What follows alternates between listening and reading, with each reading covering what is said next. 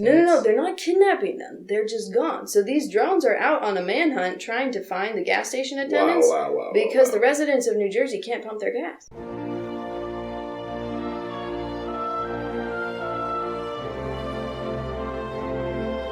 Happy New Year. Actually, this is probably the second episode of the New Year, but Happy Newish Year from All Good in the Brotherhood. Nate Whitaker with brother Tom Whitaker and sister-in-law / his wife, Johanna Whitaker. We're here today to discuss some very relevant things going on in the culture right now, which is New Jersey drones. Yeah, we've all heard about it. We all love them. We all are curious what's going on there. Yep. So actually, as it happens, Johanna is something of a drone expert. And so we brought her on the episode today. She was a communications major in college. She was. And I'm pretty sure drones is like a subset of communications, right? You had a concentration in drone technology? Both of you are talking for me quite well. So. Yeah, I'll just pop in here. Yeah, but it was actually a very prominent extracurricular activity as well. So I'm very proficient in club drone piloting. Nautics. Club drone nautics. Dronautics. Didn't even know dronautics was a term. It's a very technical term. It's kind of aerodynamic sort of thing.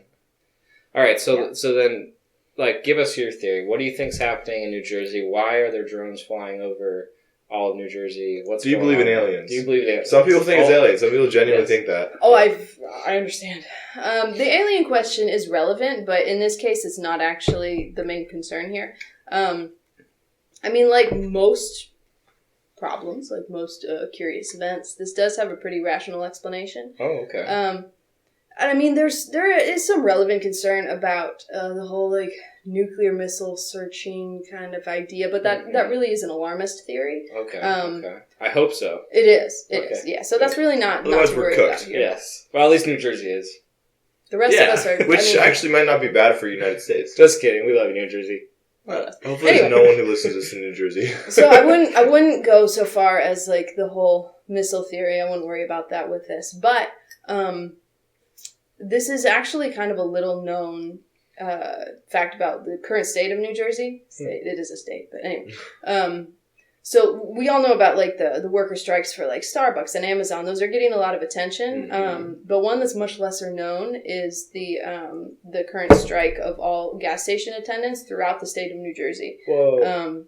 Wow. Yeah, it's an ongoing problem. These gas station attendants have not been receiving their rights and proper pay and compensation for the effort that they pour into their vocations. And so across the whole state, they're banding together. Calling gas station work a vocation is crazy. This needs to be taken seriously. Yeah, they're all gone. This is completely yes. They're just gone. And not only are they not showing up to work, but they actually cannot be found. So the whole state of New Jersey is in dire straits right now. They're kidnapping the gas station attendants? No, they're not kidnapping them. They're just gone. So these drones are out on a manhunt trying to find the gas station attendants because the residents of New Jersey can't pump their gas. Don't they have a lot of Teslas in New Jersey? Do they need gas? They do, some portion of residents still do. And because, once you become a New Jersey resident, you actually lose the capability of pumping your own gas. Yeah, that's fair. So people... Or to be able to drive effectively. Exactly. Yeah. As we all know that's a problem as well. So this is a whole statewide issue. So that's why these drones are just out in full force. Mm-hmm. Only a few gas station attendants have been found so far. I'm not sure what their status is at the moment.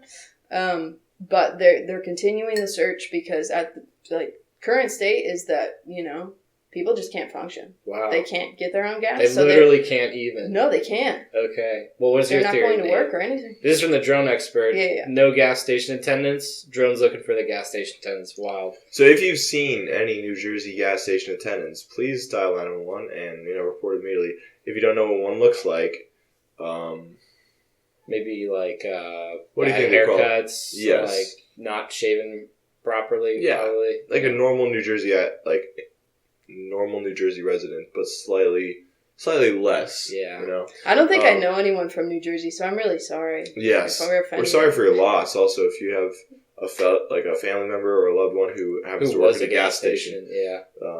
Gas station employee. Yeah. It's a very turbulent time. Yeah, this is tough. Now, the thing is, related to this whole issue of these drones, everybody's asking what's going on with the drones. A lot of the people who are very curious and almost obsessive over this drone activity are these somewhat unemployed, stereotypical lonely men. That seems to be a very common theme. Like, sadly, I'm not trying to be a stereotyper, but it's a very common theme that whenever it comes to conspiracy theories or bizarre things going on in the country or in the world at large, the people who most quickly fixate on them and talk about them and obsess over them are the ones who are the most single, maybe? The most single. Dudes between the ages of roughly 19 and 34, 35. Perhaps. Who maybe are unmarried, maybe unemployed or underemployed, perchance living in their parents' basement, and so it seems to be like a general trend that there's some sort of connection between, just researching conspiracy theories in general, but also just fascination with these kind of events and singleness. Yeah. Or kind of a less enjoyable life. What do you think about that? As I say, this male loneliness. Maybe. This brings up a really good question. Another great question for our drone expert. Should men cry? I'm really glad you asked this very relevant question because I'm also an expert in this area. Okay, so yeah. She also has a concentration in psychology. Yep. Very tied in with communications. Yeah. Education is great. So while we're on the topic of New Jersey Jones, should men cry? And why or why not? Why is it? It's a very clear segue, I would say. So it's a very natural pivot in the conversation because the thing is, as we're saying, male loneliness has a lot to do with this whole drone issue, or at least the interest in this drone issue. So so give us your 2 cents. Yeah, very good segue. Yep. I'm really glad you brought this up. We all got to weigh in on this. I think the entire audience is tracking this conversation. It's a key part to the theory on what's going on. So right, and I think a lot of people had this question about the drones. So that's great. So back to the very relevant topic: should men cry? Yeah. So on a biological level, yes. Okay.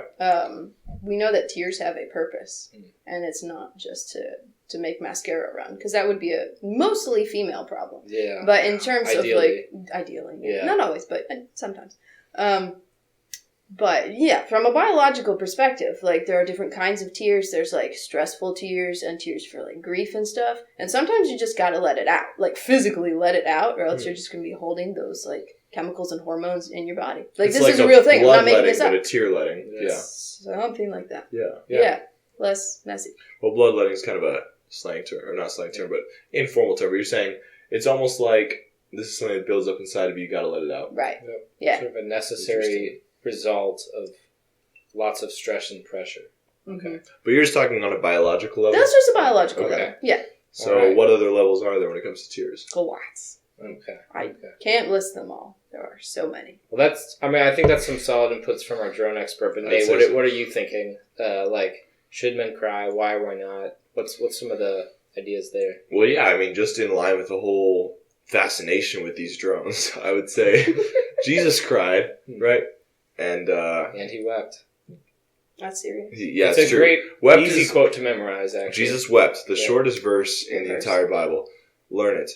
And I think the reality is, Jesus is not only a man, but he is the man. Pontius Pilate said, Ecce homo, behold the man. And as Bishop Barron's pointed out, that I heard one time in one of his meditations from the Rosary, and particularly that mystery of the Rosary where Pilate is presenting Christ to the crowds, Bishop Barron pointed out, when Pilate says, behold the man, he's actually accidentally drawing attention to the fact that Christ is the platonic form of man. He is the ideal man. He is man at his freest and most liberated and most glorious, even amidst his struggles and his passion. So if Jesus is the greatest that a man can be, and he wept, then why would every other man not be okay to weep, right? If he's the kind of the paradigm that we should all strive to imitate, it's okay then if he wept that other men should weep too. And I think a lot of guys say men don't cry, men don't weep. And I think there's some legitimacy to there in that guys in general should be in control of their emotions. And you don't want to be a crier. Men should not be criers, I think, in the sense of being a guy that readily weeps. But if you say men don't weep, then you're inadvertently insulting our Lord because you're saying he's not a man.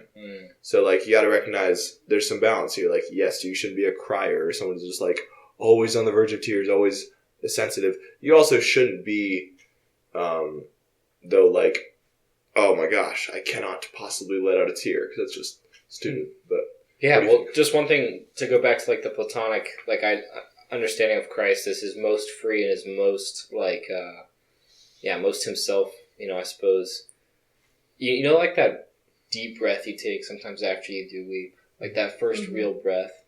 Like say you really. I remember that as a kid, dude. After when you're a little kid, you're kind of like crying because you heard yourself. Yep. Yeah. It's like that rush of life that kind of comes back to you, and it's like you probably feel significantly better than you felt before you cried. Yes. Not just not purely in a biological sense, but somehow like deeper, like it's penetrated, you broke through something. So that just kind of made me think like, again, that, God made our bodies, like he didn't give us tear ducts for just like no reason. They're not there just like as windshield wipers to the eyes to like occasionally spray the eyes and then close them, just like the car sprays to clean off its windshield. Like that's not just what that is. Like there's a reason why our bodies react that way. I think that was just, that kind of struck a chord, just because like that idea of like that freeing feeling when you've actually true love. Like there's like the kind of like overly dramatic, maybe like you said, like criers versus like weeping. And I just think, I'll go from like a husband and a wife perspective, like being able to cry together is like a pretty important part, I think, of a relationship. And it's not just the simple, it's not just like a simple of an exchange of like, of a physical nature, like other aspects of a relationship or a marriage. It's different. It is a bonding kind of event. And again, you don't cry to bond, but you bond when you like weep together. And that's when Jesus wept, he didn't weep alone either. In the instance that it's because Lazarus died. It's with Mary. It's with Mary. Yep. Yeah. So it's not only for ourselves but for others. It's a communal activity almost. Where it draws people together. Yeah. Or maybe it should be. Yeah. Even if it's not usually. Like if there's just one person crying, like it can kind of be seen as like, oh, they're making a spectacle of themselves, but maybe that's not like a healthy way to cry. Yeah. In terms of community and family, like should we ever let just one person cry? Yeah. Would you say there are any differences, since our question, our lead off, again, just clear tie into the New Jersey drone scenario. Yeah. But like, are there differing scenarios where it's, and I don't want to use words like it's acceptable for a man to cry. Like I think Ron Swatson has a comment of like it's only acceptable for a man to cry at like funerals and I don't know, something like after a good steak or something like that. But no, like, are there differences in reasons why? We'll start with your perspective, like why a man maybe should or would cry, vice a woman. Any thoughts on that? Like, are they the same? Are they the exact same? Or I don't know.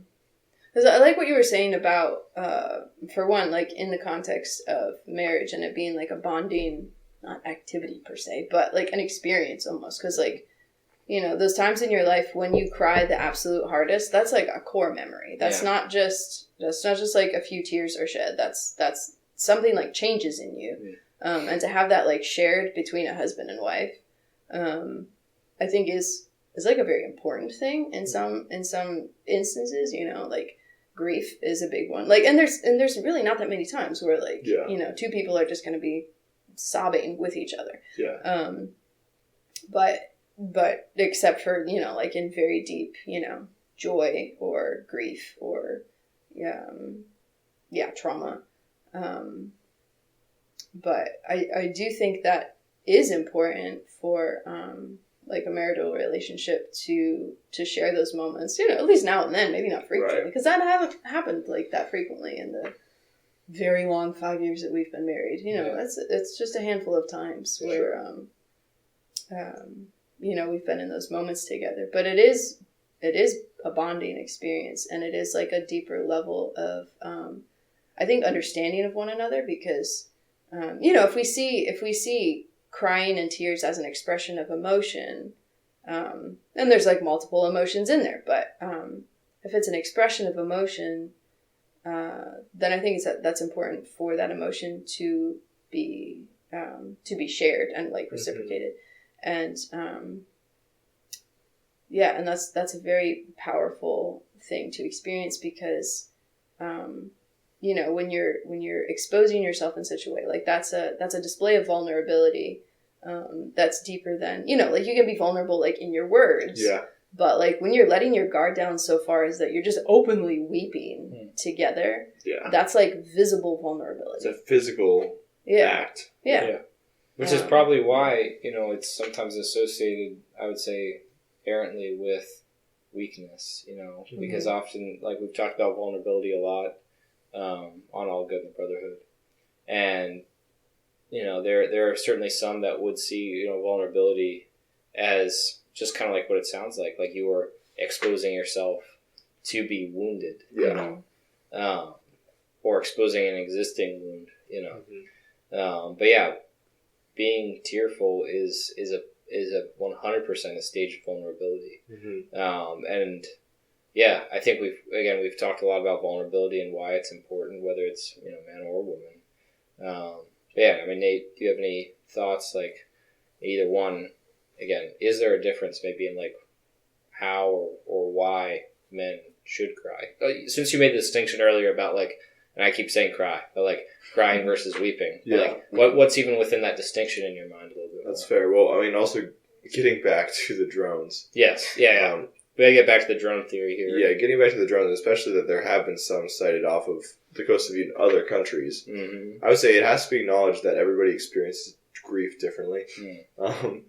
And so naturally, we know that. Like people say that every time there's a funeral, every time there's some tragic event. That's one thing that people say that is a healthy thing to be reminded of, that everybody experiences grief differently. And so when it comes to tears, there should never be a feeling of obligation to have them or to avoid them. Like I remember one time I was involved in a pretty tragic event, and a lot of people around me were just bawling their eyes out. And I was pretty close to the event, but I didn't feel like crying at all.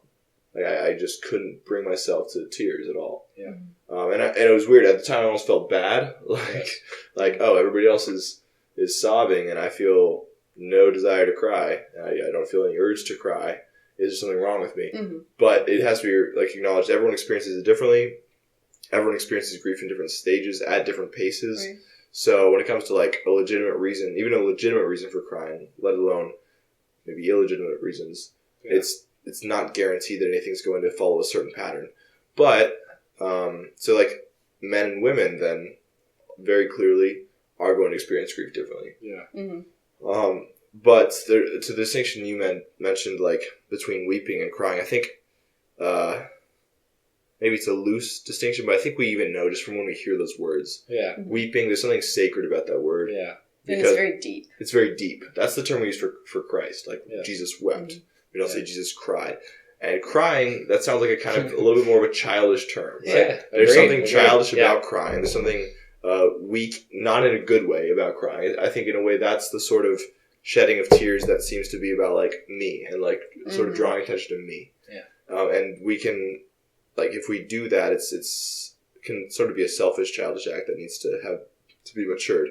But in the same way that can be kind of a weak, childish act, weeping can be a very mature and healthy act, I think. So weeping is more like, well, for one thing, I think you can distinguish them by the thing that prompts them. Like crying normally, with kids that cry, it's often some selfish desire they have that's unfulfilled. And then they start crying. It's just a reaction. Weeping, ordinarily in the way we use it, is when there's some legitimate reason. There's something truly tragic has happened. Something that demands an emotional response. Something that's being mourned or grieved. So it's being mourned, grieved. Because one thing to recognize is, just in the same way we'd say there's times where you just shouldn't be crying. Like, it's not helpful to be shedding tears. There's other times where, like, a healthy individual should feel actually moved.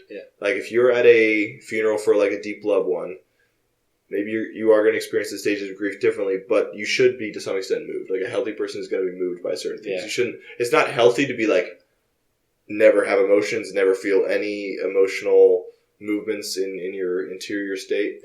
So like it's a sign of health and I think of maturity to be able to weep. That was kind of jumbled a little bit, but like No, I think that made sense though. Yeah. Well, and we definitely honed in there on like that idea of like no grief and mourning, but actually I was just as we were saying that I was really saying like, what about joy? Like like there are times when intense joy, and I like it's so funny again whether it's whether it's like seeing an F-35 fly by. It's kind of a joke, but we were at an air show last summer. Dude, that is a moment of great joy. Joke. And I was like, I'm such an airplane nerd, and this F-35 was screeching by the first time. I just had this little lump in my throat, and it's like trying to blink away tears. I'm like, I love airplanes so much. Yes. But that's not a terrible example though, because like that's also for people who haven't like seen an air show, maybe you don't understand.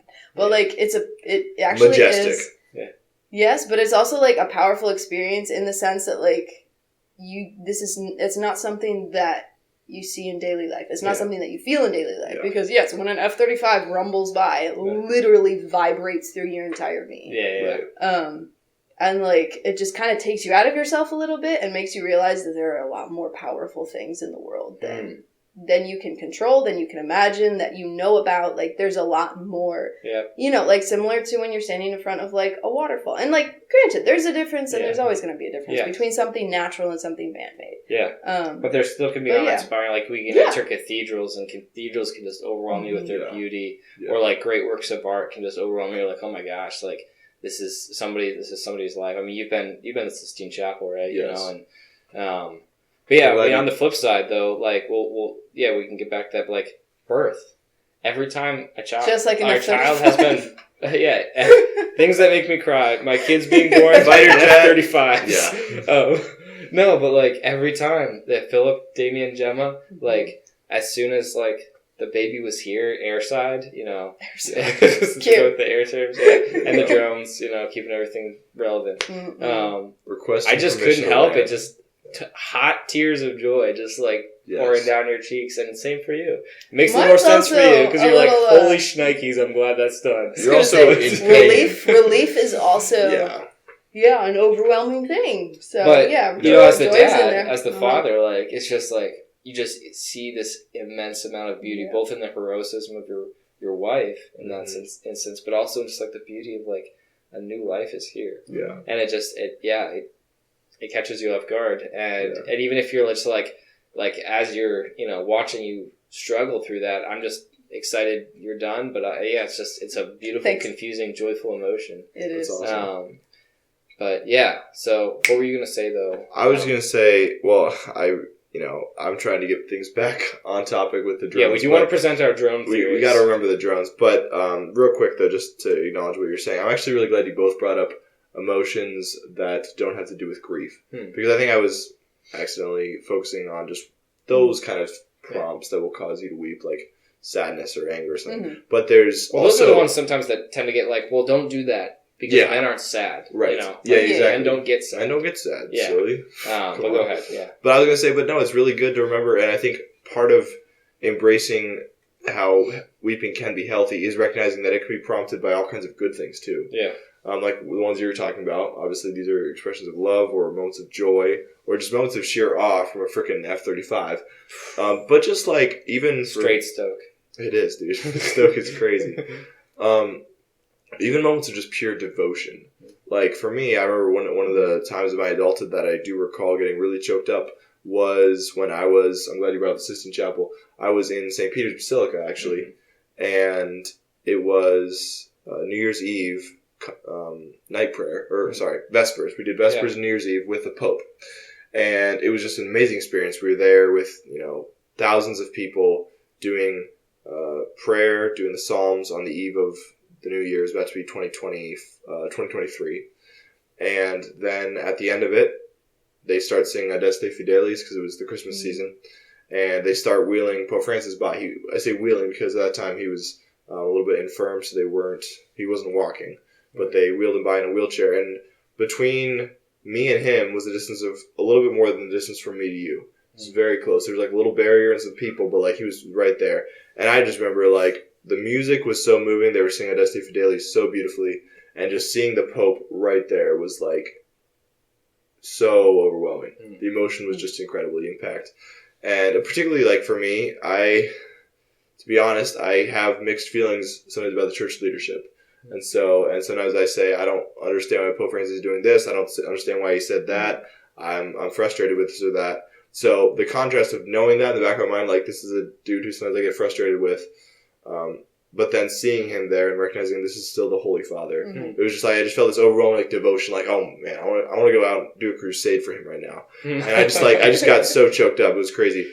And it was like, yeah, I had to stop singing. But yeah, like that, or even like the national anthem. I don't know if this ever happened to you. The national anthem, dude, if it's sung beautifully, it can move you. And it's funny because America too can be a place that's very frustrating and does stupid things sometimes. But then when you realize how beautiful our country is, that can be a moment of like overwhelming devotion. So, and I think part of that is gratitude as well. Yeah. You know, which like ties into joy, but I think is distinct. You know, like when you actually like pause and like count your blessings, kind of thing. Like that can be kind of a surface level exercise you do to get yourself out of a bad mood. But you know, sometimes it does catch you off guard, and maybe that's it. Is like when we're kind of overcome with that emotion, regardless of what it is that's triggering it, you know, like it surprises you and you can't like check the tears and they just come kind of unbidden.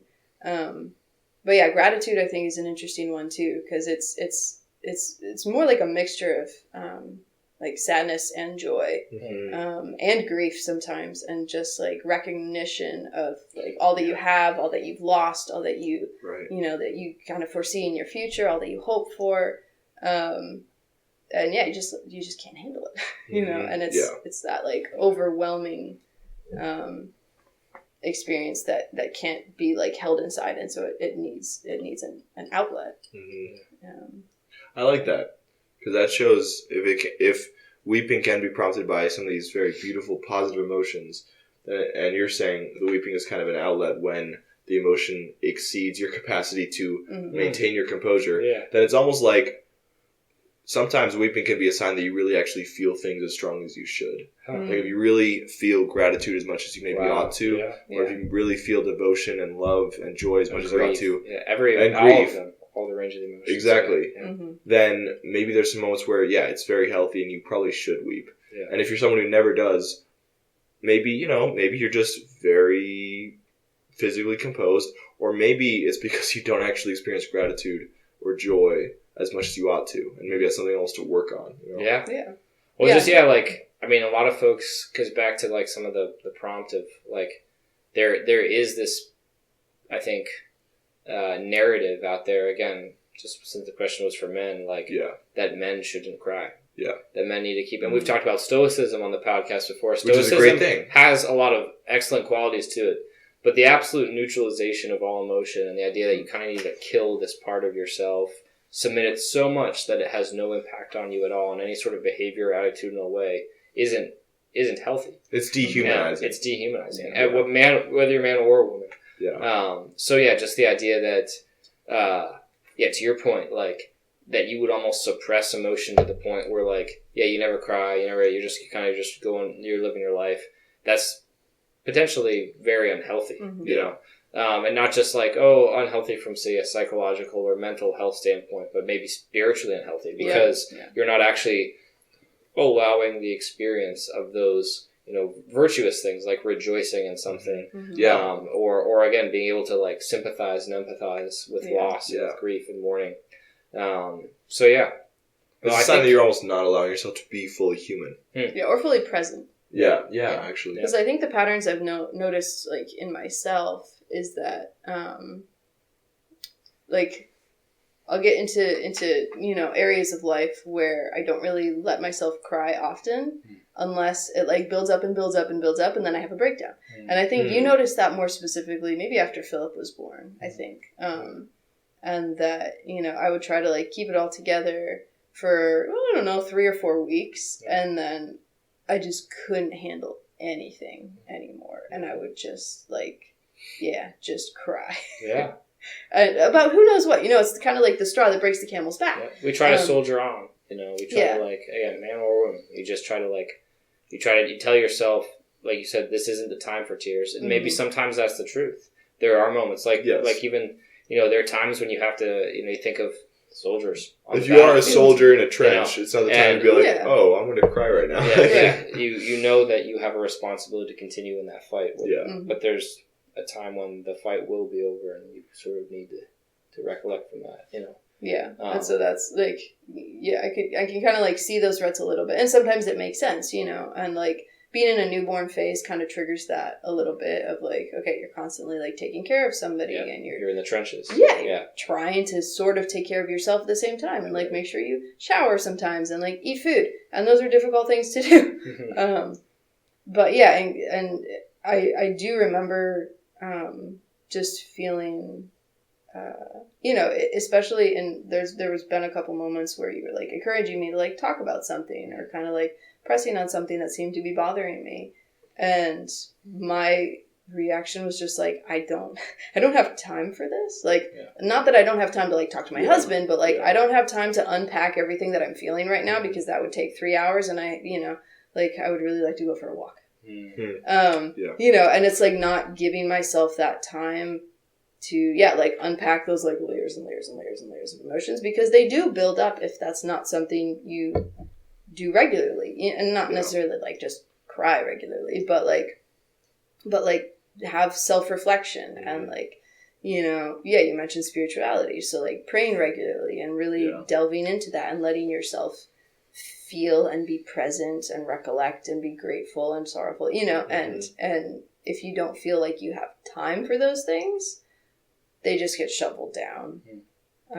Again, until you reach a breaking point and you just can't do it anymore. I'm really glad you mentioned that breaking point, because I think that's one of the things we might be tempted to do, or especially we as guys might be tempted to do, is to deny that there is a breaking point.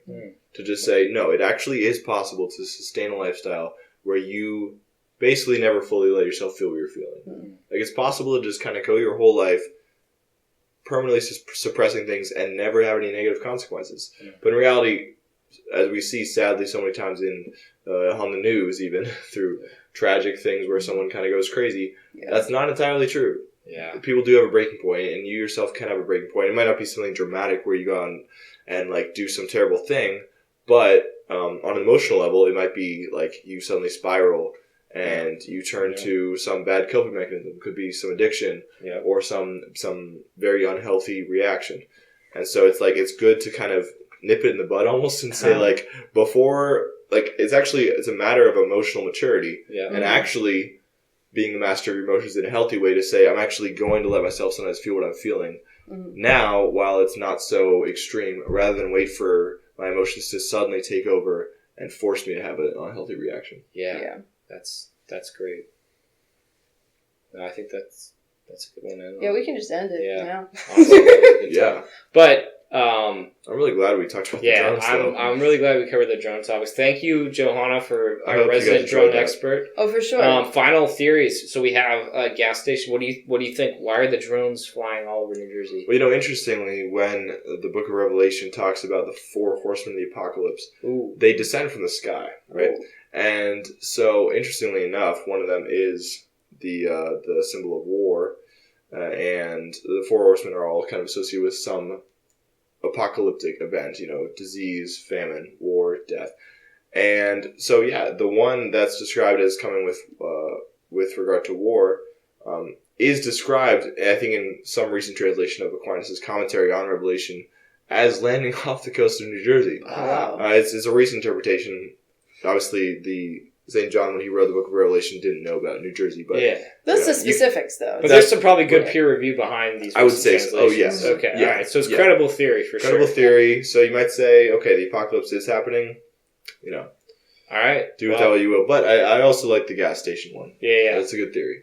I think this was a great discussion on the drones. Yeah, and we can cry about that openly. We can. I mean, if the apocalypse for one reason coming, or another, you can cry. That's a legitimate reason. Fair. Or just like the joy at the advancement of technology. Exactly. Yeah, it's overwhelming. Look at that.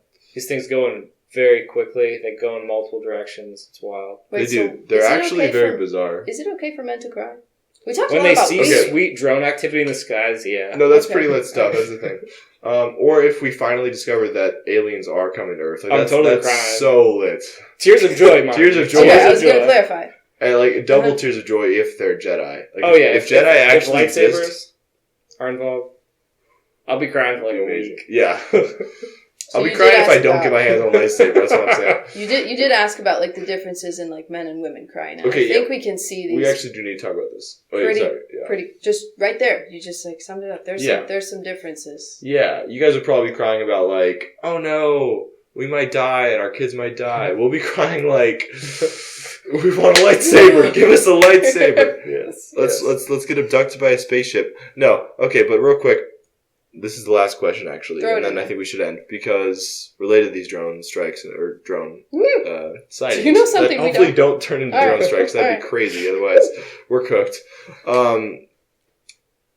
Yeah, what do you guys think is the reason, because I think there is legitimacy behind the phrase or the idea that men should definitely cry less than women. What do you think are the legitimate reasons for that? Or how do you think that should be expressed in a healthy way? Not suppression or constant ignoring of the emotions, but simply some kind of healthy balance. Yeah. Well, I think part of that discussion has to start with like where those stereotypes come from. For like women cry all the time, men never cry, nor should they. You know, like, and part of it is like not a healthy stereotype. Like women cry all the time. Why is it? Like women were often viewed as like being hysterical, that's like super hormonal and like driven by their emotions as like things that we can't control, right? I'm gonna throw it out there and say that that's not super true, and that's rather outdated. Hot take. I do in fact know women who are much more emotionally stable than dudes. Yeah, sadly, too many women that are more emotionally stable than too many men. So that stereotype is kind of outdated. It should be kind of equal. Yeah. Anyway, but yeah, so like there is like that historical trend though that like, because frankly, we're just putting it out there, because of a woman's cycle and because of the fluctuation of hormones, that like women were seen as crazy. Why are you posturing? I'm just acknowledging that we're discussing more than just drones. Well, I think this is what happens when Brother Francisco is not present. I see a drone out there right This just goes off the rails. Well, if Brother Francisco was here, he'd be like, "What? You guys have a cycle? Like, what are you talking about?" Like, so he's a celibate, he doesn't know these things. So keep going. So there's lots of new information going out here to all our listeners. Anyway, so you know, there's like an unhealthy side of that stereotype that just comes from like a lot of ancient bias, and it's ridiculous. But I think there is like a degree of truth in it, in the reflection that that I think women are naturally drawn to empathy and drawn to connection in a deeper way than men are, in terms of like masculinity and femininity. That's a whole other episode. I don't know if that's been talked about yet, but I would like to totally like riff off of that, because that's kind of where I was going. Like, I think if men are called, like, we'll say, like, you know, and some of this goes back to like even theology of the body, of like whether we're called to like external or internal. We were even talking about this, or at least I was just sort of positing a general idea of like maybe this is what that all means.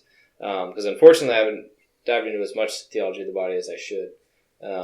But anyway, like if men are called to be the protectors, or called to be kind of the defenders, then I think as a general rule of thumb, to the idea, like, to this kind of notion that men should cry less than women, if that's indeed like a tangible thing that we're going to say is like a worthwhile perspective. Sure. Then it's because we probably should prepare ourselves or stay vigilant to soldier on, like the soldier in the trench. Yes. We should stay ready for that idea that like we have to make decisions and take actions, and whether we feel emotions yay or nay, we have to do something. And not to say that women don't have to do something. No. But that if there are the roles where the man is the protector and the man is, you know, to help defend the home, if you will, and these are somewhat kind of like intangible in today's modern society, because it's less likely to be like walking around our cabin in the woods, like Little House on the Prairie, to keep the wolves away or something. Oh, Pa Ingalls is goated though. He's pretty goat. We're less likely to have to be the Pa Ingalls in today's kind of contemporary American society, but it doesn't mean that's never going to occur, and it doesn't mean that there isn't a responsibility there. So I suppose in that sense, I think that's where the right and worthy notion of be prepared to be the soldier to soldier on, you know. not to say don't ever cry, don't ever be that crybaby or whatever, but that you have to be prepared to sometimes shoulder the weight, including the weight of emotion, to do what needs to be done. And like along those lines too, while there are necessary moments for two parties or like more than that to be like weeping and sharing that bond of tears, at the same time, like if everybody's always crying at the same time, it's chaos, as we can see, like when all three of our kids are crying at the same time, which happened yesterday. Heckin' beautiful chorus. Wow, it's intense, and it's really not helpful for anything. So sometimes like high decibel count. If one person is struggling or is just overwhelmed by something, there does need to be another level-headed person to balance that out. Do you think Commodore Perry ever cried as he was saving America in the War of 1812? Probably cried a little bit. Probably. Maybe when he saw America.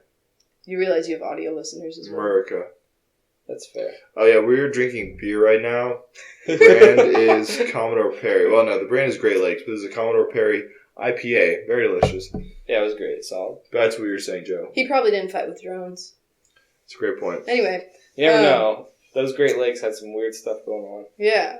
But yeah, to kind of circle back there. Land the drone. Yeah, I think those underlying ideas of like why women cry and why men don't cry.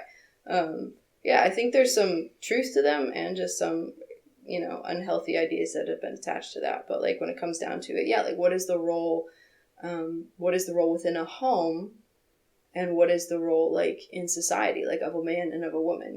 Like husband and wife relationship is going to look very different from like female friends and like how they weep together and support each other, emotionally speaking. What does it look like for men to cry together, like in friendship and in brotherhood? Like each relationship is going to be unique as well. And there's always going to be, well, I don't know, maybe this is another hot take, but is there also a need to like cry before God, and have that like individual private, expression of tears, between oneself and God and between a man and God. So, each of those is going to be unique as well. It's hard to like have some universal principle for whether or not that should happen, but it just seems like most of the greatest saints that I've heard of had that, or maybe all of them.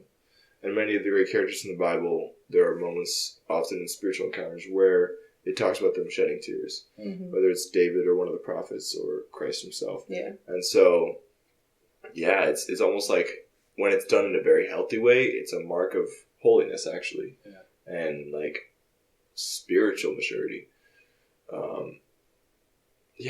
But I think I'm glad, Tom, that you brought up that there are different roles, and there's also different gifts with which men versus women are naturally endowed.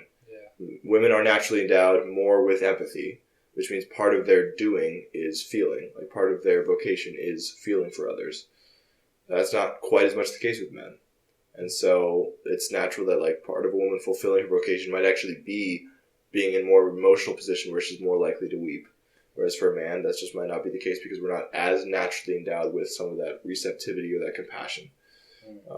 But that's not to say we shouldn't also feel things. It's just maybe for us, for kind of the go-to or the natural response should be more oriented towards action rather than just the manifestation of some emotion. And I think that those ideas too can also, or at least like the idea that like women should feel or like should express emotion through tears, like that can be difficult as well, like for women who don't have that come to them naturally. Like as you said, like there's been some moments of like grief or trauma that like you haven't been led to cry. Like you can't make yourself cry.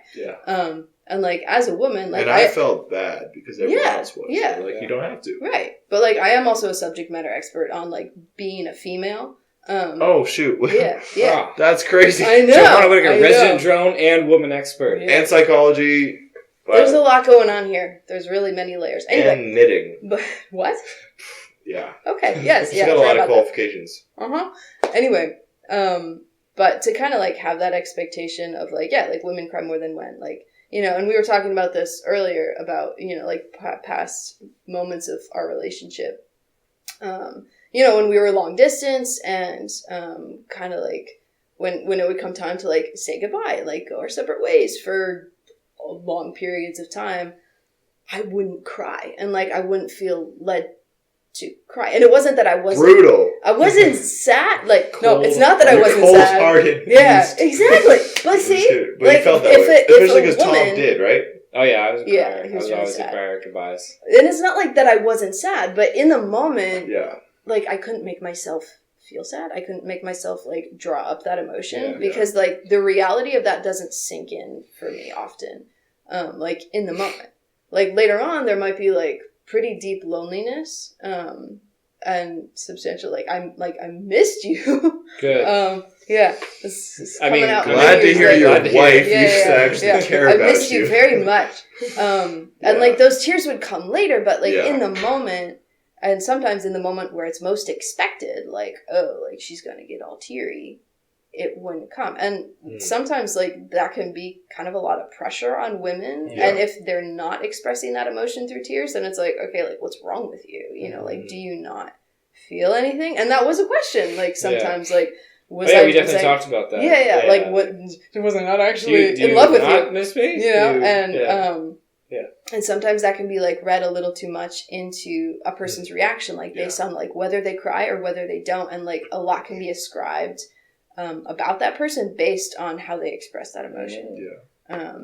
That's great. Yeah, that can be a lot to handle. I'm glad you mentioned that because like when people say feel what you're feeling, like no matter what you're feeling in grief or for some reason, it's okay. Like everyone experiences it differently. That also means the ways in which you don't experience it or maybe don't follow some expected pattern are also acceptable. Yeah. Because what it comes down to ultimately is that emotions are part of the non-rational part of humanity.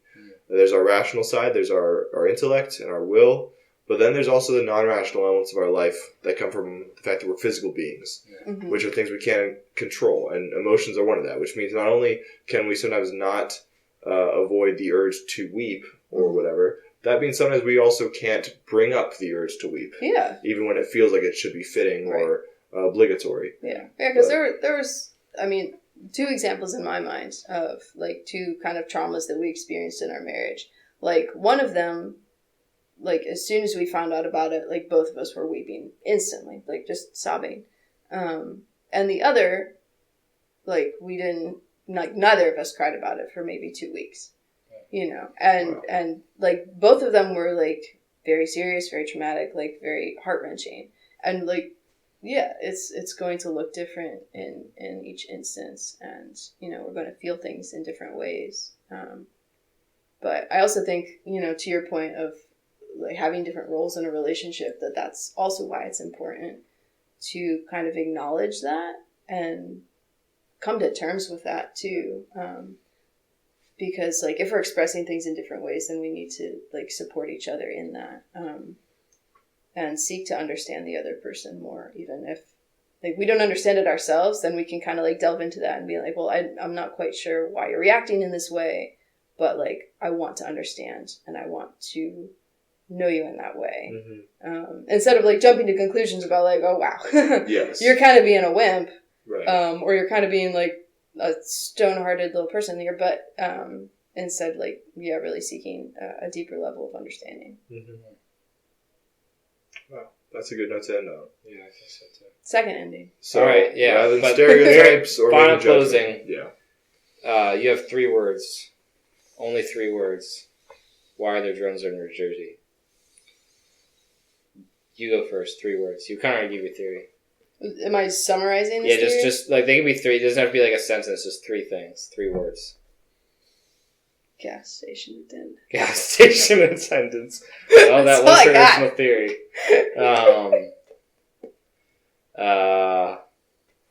3 words. Not enough beer. They're looking for My beer bottle's They're empty. looking for beer. Or, okay, to tie the whole episode together, Yep. because Jesus wept. Ooh. The drones They are there were because drowned. Jesus wept. Yeah. All right. What about you? Unidentified flying Objects. Fire. So we Right, just end don't on have to that. question it. So, aliens are real. You heard it here first, folks. Aquinas proved that in his commentary on the Book of Revelation. Yep. So, thank you for your time. I hope you guys found that discussion on drones very edifying. Yep. We certainly did. The beer, there should be more of it, but it was pretty tasty. Yep. So, thanks for joining us for another episode of All Good in the Brotherhood. Thank you, resident drone expert, my wife, beautiful Johanna Whitaker. Anytime. I'll Nate, be back. Always good to chat. Good stuff, Chief. Peace out. Talk soon. Happy newish year.